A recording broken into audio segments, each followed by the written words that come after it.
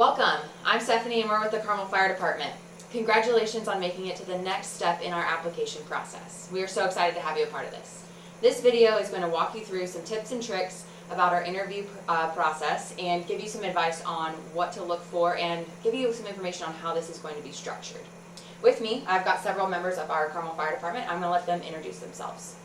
Hi, I'm Lieutenant McNeely. I've been with the Carmel Fire Department for 18 years, and I've sat on several interview boards. My name is Tim Griffin. I've been on the Carmel Fire Department 19 years. I also have sat on several interview boards for the Carmel Fire Department. Renee Butts, Public Education Officer, been on the department for 26 years, and the same thing, I've also been on several interview boards. So here you have it. We have lots of knowledge and wisdom from several people that have sat on interview boards before. So we're going to get started and we're going to tell you kind of what to expect, as well as let you know some important information with dates and things to mark down in your calendar. So first and foremost, we have about 200 applicants going through the interview process. This week, or this entire list will go live in June, and so that is some timing to kind of keep an eye out for. Historically, over the last 10 years or so, we have hired about 8 firefighters per year, and so we're looking to do that again in the coming years. That's all subject to change based on retirements and hires and expansion as well. So those numbers are not concrete. I think that's one of the most common questions we get too, is how many are you going to hire? And so if we're interviewing 200, our list is 200, and we've historically hired 8 per year over the last 10 years, you can guarantee we're going to hire probably 16 to 20. But with the number of retirements coming up, we've got quite a few. I would not be surprised if we hired 30 off this list. Yeah, it's really hard to say, you never know who's going to retire, when somebody may leave the department, so obviously those numbers are always up in the air. It's important to remember that you have taken the written portion of this application process, but this interview is worth a significant portion of your final score. Yeah, it's worth 60% of your final score. The written test was 40%, and of course the CPAT that you took was just pass or fail. So really you can gain quite a bit of ground if you do well in these interviews. Absolutely. So after this is all complete, after your interviews are all complete, the week of April 17th, we will compile a list, and like I said, that will be officially live in June. Then we move on to what's called a second phase and a conditional offer phase, and that includes a lot of different components of that. I don't know if you guys want to talk a little bit about some of that conditional offer. With that conditional offer, you still have a couple of steps to go. You'll have an interview normally with the chief or some of the administrative staff. You'll also undergo background checks. Normally that will involve a polygraph, some home visits just to kind of find out who you are. So those are just things to expect moving forward in that process. People want to know, well, if I'm top of the list, when am I going to get hired? And I think it would be safe to say that we'll probably look at putting our next group through recruit school, early in 2024. Yeah, and I can always remind people these could be long processes. So just because we've started our written tests when we did, then our interview process, this list is good for 2 years. So be ready at any time, but know that it's a long process and it's worth it at the end of the day. And with that, make sure you're checking your email constantly, and if any of that information, mailing address or email information changes, make sure you're updating that on your NeoGov site. And something else that's important that we've noticed here recently is when we hire people, you need to be able to step into the job physically and be ready for recruit school. You got through the CPAT, congratulations, but that's the absolute bare minimum to get into this. So if you are on the list, once you've gone through the interviews, make sure you're physically staying active. Make sure you're physically staying fit, because the second phase of this could be very quick, and we call you and you start within a month or two and you're going to hit the ground running in recruit school. So it's important to stay physically active, and that CPAT again is the bare minimum, but make sure that you could pass that again if we needed you two in another year. Absolutely. Well, now we're going to kind of move on to some of the things to expect the day of the interview. So this is going to occur that week of April 17th. Make sure you have that marked off in your calendar, and you should have received all that information as far as when your specific interview is. So we're going to just kind of run through the structure, what that looks like, some tips and tricks, and things to expect.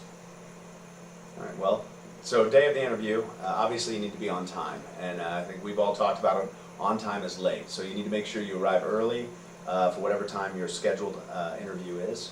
And you'll be required to be here in Carmel. The location that we're going to do the interview is at Christ Community Church, which is 4770 East Main Street, Carmel, Indiana 46033. In our process, we probably had 20 people that live outside of central Indiana, so it may be worth your time to look into getting a hotel so that you can be here, ready to go that morning. And again, if you show up on time, that could almost be not enough time. So make sure whatever your scheduled time is, you are in location, ready to go, with plenty of time before that. One of the best tips that I always give people when they ask about how to prepare for the interview is you can research questions on the internet. Make a list of questions, write them down on a note card, and when you are alone in your car, practice the questions. Read the question out loud to yourself at a stoplight and practice the answer. Because when you start listening to yourself say the answer, your conscious just kind of starts wearing you down. And so when you get used to hearing yourself brag on yourself or say all your accolades, then it becomes a little more normal and it's easier to say, so it makes it a lot easier to say when you're in front of the board. This is a formal interview, so there is going to be an expectation that you arrive in, for gentlemen, a suit and tie. For ladies, definitely a modest skirt or pantsuit. Definitely want to have a well-groomed attire, so if you do have a facial beard or anything like that, I can't personally speak to that, but make sure that it's well-groomed. For this job, you do have to be clean-shaven, so that's something to consider. For women, we don't really have a tried and true expectation for how your hair is, but I would make sure that it is out of your face. Definitely don't let it become a distraction or something that you play with. Limited jewelry, more of a conservative, modest look. We don't want anything that could distract from your answers. You want to be the person who is shining through the interview, not the distraction by too short of a skirt or a ill-fitting suit or anything along those lines. With distractions, cell phones or other devices that you may use for communication, either leave them in the car or put them on silent. I've sat through many interviews where halfway through the phone starts going off unexpectedly, and that really is a huge distraction that can take away from your score. The other thing is fidgeting. If you're a super fidgety person, figure out how to get it under control. So if you're sitting here and you're tapping your hand the whole time during the interview, very distracting, very hard for the people to concentrate on what you're saying. With that, you will be sitting across from an interview panel, and you will have a list of the questions in front of you in a binder that you will be able to take a look at and reference it. So we've got some footage we'll kind of interject here of what this interview panel is going to look like. So some of you have probably been through a fire department interview before. You kind of know what to expect. But for those who have never been through one of these interviews, we're rolling footage right now. You'll come into this room, and the proctor will have you sit down at a chair that's going to be across from the panel. So let's talk a little bit about what this panel looks like. So when you arrive, you'll walk into your room. There's going to be 2 rooms with firefighters. Each room will ask you 4 questions when you walk into those rooms. You'll have 2 of the questions before when you arrive that morning. They're going to give you 2 questions. You'll have time to go through those, look over them. So those are going to be questions that you should really have well answered when you go in and talk to those individuals. And when you get the 2 questions, it's 1 question per board. You will be able to make notes. So write down everything you can think of that you want to say in that question when you go to answer it, because the board is expecting you to be able to crush those 2 questions. So one thing for people that have never been through a fire department interview and they're kind of taken back when they do is that this interview is really just a one-way interview. We're not going to give you feedback. We're not going to ask follow-up questions. You're not going to see us smiling and nodding if you're giving a great response. We're going to ask you the question, whatever that question is, and we're going to give you the time to respond, and we may be taking notes on paper. We may be writing down key points from your answer, but we're not going to be giving you any feedback. And so it's important for you to continue through your response, making sure that you hit all the things that you want to hit with your response. And with that, with the responses, I think something that's important to remember why fire department interviews are different than any other interview in the corporate world or anything like that is if you talk about one thing in your first question, when you move on to your second or third question, it's important to repeat yourself because each question is scored individually. So your answers do not carry over from question 1 to question 4. So you want to make sure that if something is relevant and you want to talk about it in question 4, but you already talked about it in question 1, make sure you say it again. You will not be docked for repeating yourself or any repetition of that matter. And we do it this way to keep it fair across the board so that every person that goes through this interview has the same experience. I think it's important to know when you come in, you're going to have these 8 questions, and it's important for you to give us as much about you as you can. It's easy, you know, we've all kind of been raised to be humble, and so it's hard to talk about yourself, but this is your time to come in and make sure that you explain to those firefighters who you are, what you've done to prepare to be a firefighter, and what you're going to continue to do as a firefighter with the Carmel Fire Department. So it's really important in that time frame that you can kind of sell yourself and sell what you've done and talk about those things. I know it can be difficult. Again, Renee talked about this. It's important to practice that. Reach out to family members, reach out to friends, do mock interviews. You're able to look on the internet. You can probably look up typical questions that you may hear in a fire department interview. Go through those. I can't promise that any will be the questions that you have, but it'll prepare you to be able to talk about yourself, to be able to hit kind of key anchors about things you've done to prepare to be a firefighter, and again, those things that you will continue to do once you are a firefighter.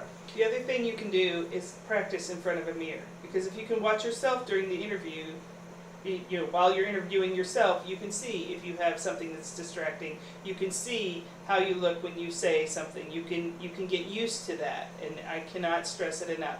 Practice when you're alone, so you can get used to hearing what you say. Practice in front of the mirror so you can see how you look and what you think you might need to improve. So when we talk about the types of questions, there's really, the way that I explain it, there's 2 types of questions that you're going to receive. There's the kind of question that it leaves room for a well thought out response that really tells us about yourself. So you may hear something like, you know, why do you want to be a firefighter for the Carmel Fire Department? And that's where we expect you to really give us a lot of reasons supported with details. Elaborate on things that you've done. Maybe it's your work history, family history. You know, give us examples of why you want to be a Carmel firefighter.